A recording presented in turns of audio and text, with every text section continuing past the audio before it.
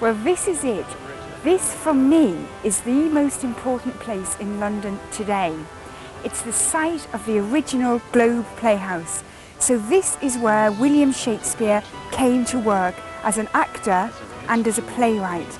It was on this site that the words of Hamlet, to be or not to be, that is the question, was spoken for the very first time in history. And Romeo and Juliet and A Midsummer Night's Dream, their first performances were here. Now the bit that I'm standing on is where the stage was. The stage thrust out into the area for the groundlings, that was the name for the people who stood looking up at the stage, and they'd just paid 1 penny.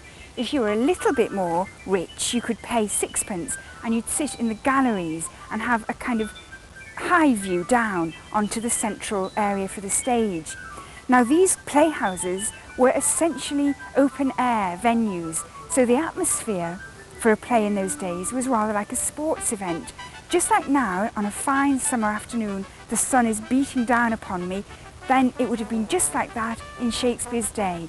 The plays were performed at about 2 o'clock in the afternoon. There was no roof over the playhouse, so they had no artificial lighting, no sort of electric or gas lighting. It was all daylight, and the language and the poetry had to do all the work to create atmosphere and lighting and all the rich effects that we now take so much for granted in the modern theatre.